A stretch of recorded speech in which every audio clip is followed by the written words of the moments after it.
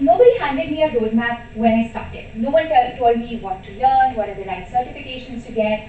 And I think it's true for most of the people in cybersecurity. If I ask you all if you knew you want to get into cybersecurity, I don't think there's going to be much hands up in the room. Because a lot of the people in this community, it's like a joke that nobody knew we wanted to do cybersecurity, we just got into it.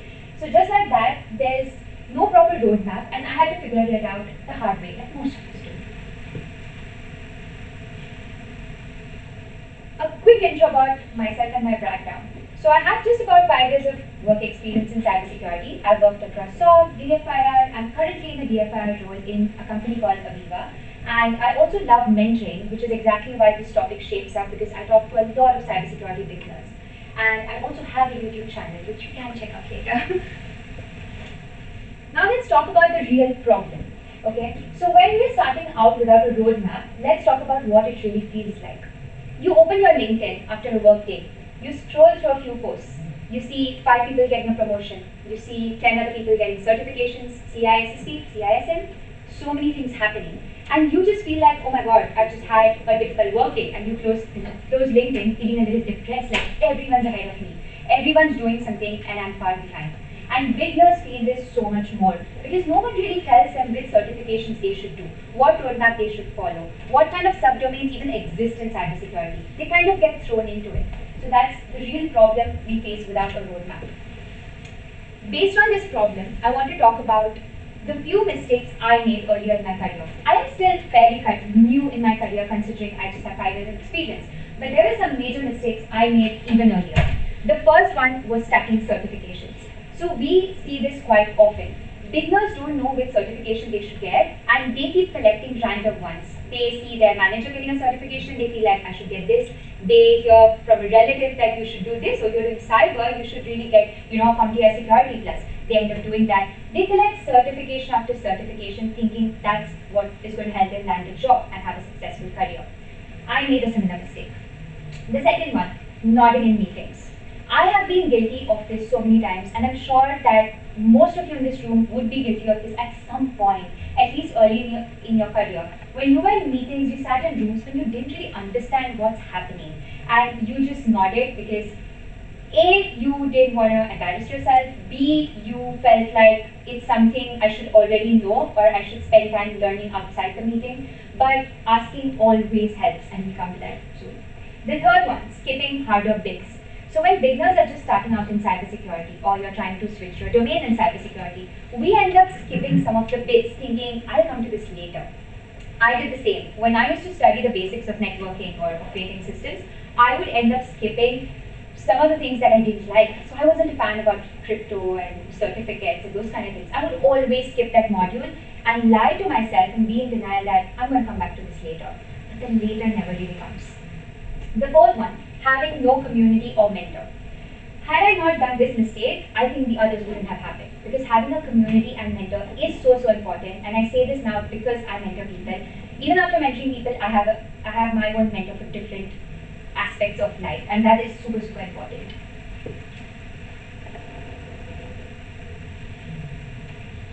Now, let's talk about the lessons.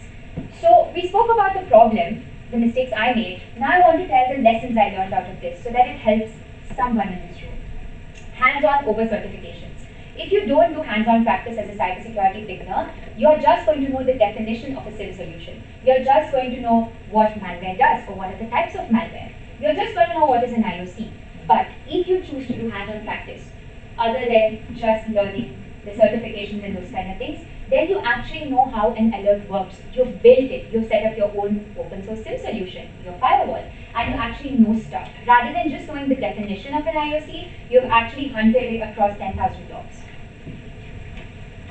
The second lesson, that is building your network. So it is 2026, and we all know that what matters is who knows what you know, not just what you know. If you sit behind shut doors and you do lab after lab and you are, let's say, amazing and you've found thousands of vulnerabilities, but people out there don't know about it, chances are you're not going to get hired very easily. So it's really important for you to have a network of people who know what you do. That doesn't mean you have to go out on LinkedIn and be a cyber influencer and tell the whole world what you do all the time. but it just means connecting with the right people. So LinkedIn is your CV that works even in your sleep. How many times have we gotten opportunities through our LinkedIn, right? It's really, really important. And the other thing is to get into the right rooms. So you don't have to be an expert to join. We all are over here today, right? So we've taken the first step. We are here. How many of you spoke to the person who's sitting on the left or right side of you, right? So that's what matters. Talk to each other. It's a community conference. Get to know each other. Connect on LinkedIn. I cannot even tell the amount of times I've gotten some amazing opportunities literally from B-Sides conferences by talking to people, which I never even thought I would. The next lesson that I've learned is, attending conferences ties up with building your network point. Attend, volunteer, speak. It's not necessary to do it in this order, but these are the different things you can do. A lot of the volunteers here today, they know what I'm talking about. When you volunteer for such an event, you get to know what's happening on the inside, right? Running around, setting the agenda, getting to know the organizers. You get so many opportunities. And this is especially much more important for beginners because you're trying to build your network. If you just walk up to a person and say, oh, can you please give me a job? I'm looking for a job. They're not going to give you a job.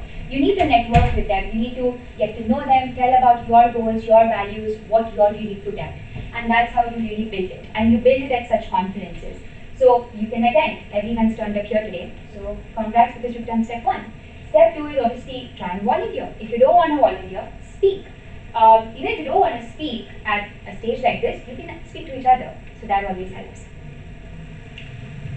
The next one, admit you don't know something. So this ties up from the thing I was talking earlier about my mistakes. When you don't know something, just ask it. When you ask something before the incident happens, that's going to be so much better. Because if you have doubts even during the incident, you know that's going to be high stakes. If your manager tells you that you need to do X, Y, Z, don't just say, yes, okay, I'll do it. Ask why. Ask the understanding behind it. And any of you in this room who are managers, make sure that the junior members in your team kind of ask you this, take feedback from you, motivate them. When you tell them like, Meera, can you go and do this for me? Can you please search up these logs and we need to block 10 IOCs on the firewall? Tell them, did you understand why I'm asking you to do that? Are you sure you know what to do? And if you know, do you know why we're doing it? That really, really helps. Silence in the room is just going to lead to confusion during an incident. And that time it's going to be even more severe.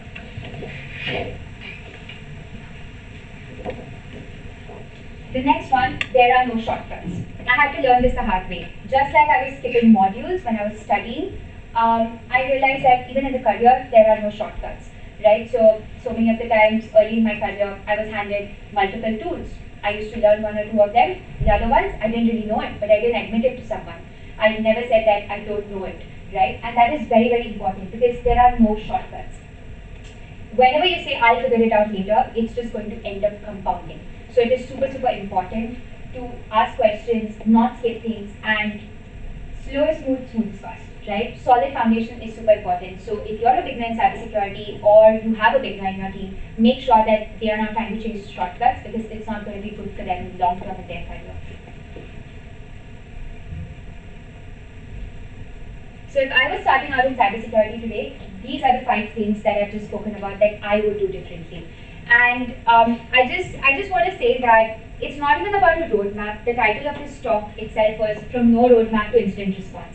So even without a roadmap, I did make my way and I landed up in incident response. I learned from my mistakes. It's good. We always learn from mistakes. It's not necessary to have a roadmap. What you need is a next step for you, for the people in your team, and that's really important. So before you leave this room today, make sure you introduce yourself to people. I wanted this talk to be something that I can share from my experience. That's why I didn't really have a script. And what I want to say is that I would love it if you would implement at least one thing you learned from this talk today, right? And I think the easiest thing would be connect to each other, sitting next to you, talk to each other, go around the different talks. And one of the things I've observed in the conferences is that sometimes we start chasing the talks. So I used to have a complete full schedule where I'm just like 10, 15, 10, 30, I want to attend all the talks. That's how I know I'm not going to miss it. But what I would say is keep a few time slots just for the networking bit, to go to the booths, not just to grab the freebies, but also to have real conversations, because I've been guilty of that as well. Just going to booth to grab the freebies. Do that, but also talk to the people. They are the ones who are really going to build your network and help you. When you go back home today, post on LinkedIn, repost something that the Birmingham page shares, like a post, connect to the people on LinkedIn, message them after a month saying, lovely seeing you at the conference last month, are you going to another one next month? So I've made lots of connections doing this, and it has really, really helped me. So I know I'm fairly new in my career, but these are the 5 top lessons I've learned and all the things that I love to share with people, I love to share with my mentees. And I've just put it forward here at this talk so that you can guide the new members in your teams to do this. So thank you so much, and I hope you got to learn something from this.